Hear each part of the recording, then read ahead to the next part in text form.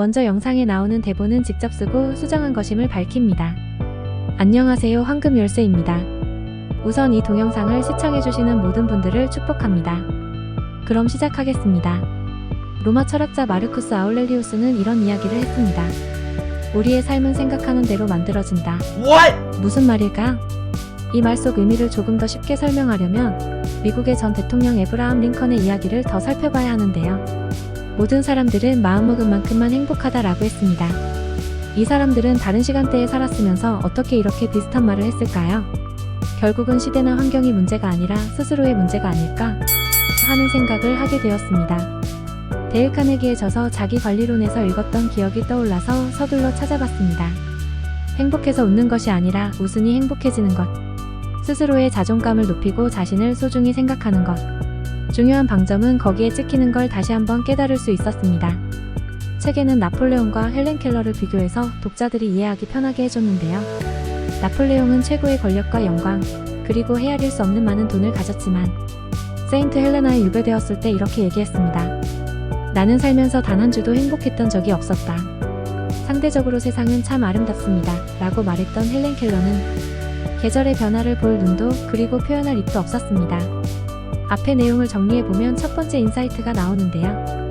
스스로에게 평화를 가져다 주는 건 결국 당신 스스로뿐이다 입니다. 자존감을 높이셨다면 그 다음 단계는 용서입니다.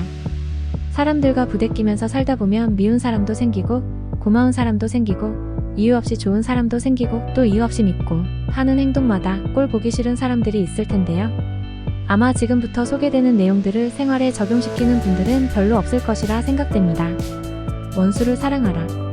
7번씩 70번이라도 용서하라. 많이 들어보셨죠? 성경에 기록된 예수님이 한 말입니다. 시작부터 난이도가 상당합니다. 하지만 나의 평화를 위해 한번 도전해 보시죠. 사람을 미워하게 되면 무시하려고 해도 그 사람의 모든 행동, 말투 등이 계속 마음에 안 들게 됩니다. 그 말은 무엇이냐? 내 마음의 지배권을 상대방에게 넘겨준 것입니다. 밥맛 없어. 아, 재수 없어. 이런 말 쓴 적 있으시죠? 그게 바로 그 이야기입니다. 그냥 습관적으로 하는 말이 아닙니다. 실제로 말다툼을 하고 난 뒤에 안 먹어 하고 투정 부리는 것이 좋은 예시입니다. 식욕의 통제권을 그 사람에게 넘겨준 것이죠. 상대방과 싸우고 정말 분하고 답답해서 잠도 안 오고 계속 그 상황에 머물러 있는 경우도 마찬가지입니다.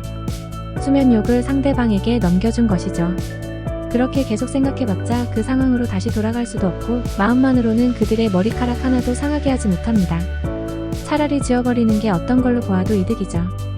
그럼 용서가 아니라 무시 아닌가요? 라고 생각할 수도 있습니다.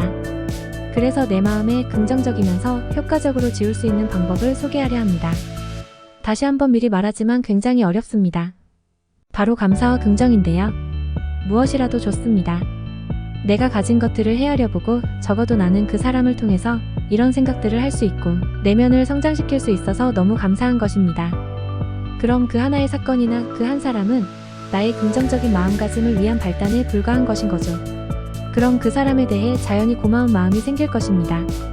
데일 카네기는 자기의 저서에서 이렇게 이야기했습니다. 미움의 대상을 상대로 단 1분도 낭비하지 말라. 결론입니다. 우울증은 이유 없이 찾아오는 것일까요? 아닙니다. 작게 겪던 크게 겪던 한 번씩은 겪어보았거나 또 겪고 있는 심각한 개인적이고도 사회적인 문제입니다. 모든 일에는 원인이 있고 결과가 있습니다. 잠시만 생각해보세요. 어떠한 결과가 나왔을 때 아무런 이유가 없이 생겨나는 일이 있나요? 단순하게 점심에 배가 고프다는 결과값만 봐도 오전에 밥을 안 먹었다거나 다이어트 중이라거나 아니면 먹은 것에 비해 운동량이 많다는 등의 원인들이 있을 것입니다. 하지만 점심에 배고픈 것에 대해 원인을 찾는 사람은 없죠. 경우에 따라 다르겠지만 우울증이라는 위험한 마음의 병에 원인은 도움이 되지 않는다는 것입니다. 심리학자 알프레드 아들러는 이렇게 말했습니다. 날마다 어떻게 하면 누군가를 기쁘게 만들 수 있을지 생각해보세요. 집중을 나에서 남에게 옮기는 것입니다. 만나는 사람들에게 자꾸 질문하고 그 사람의 이야기를 할 수 있도록 유도하는 것입니다. 일종의 게임 같은 것. 너무 이기적이지 않나? 이렇게 생각하는 사람도 있을 것입니다. 그렇다고 상대방과의 대화에서 건성으로 한다거나 흘려듣는 식으로 하라는 게 아닙니다. 분명히 상대방의 이야기에 집중을 하고 궁금해한다면 상대방은 매우 기뻐하고 행복해할 것입니다. 내 이야기를 경청해주는 사람이 있다는 것은 전 세계 어른이건 아이건 모두 행복해하는 일입니다. 괜히 치료 방법으로 상담이라는 것이 있는 게 아닙니다. 이야기에 집중을 하다 보면 갇혀있는 나의 세계에서의 문을 잠시 넘어가 상대방의 세계로 넘어가는 것이거든요. 그렇게 나의 문을 자꾸 열다 보면 내 세계도 점점 커지게 되고 그 문 안에 들어와 있는 사람도 분명히 많을 것이라 생각합니다. 그럼 극복인 것이죠. 무엇을? 우울증을 말입니다. 위에 소개한 알프레드 아들러는 바로 이 처방만 따르면 2주 만에 우울증이 나을 것이라고 확신했습니다. 우울증으로 고생하신다면 일단 여기저기 찾아보고 해결하려 노력하시는 것만으로 반 이상 치유된 것이라 생각합니다.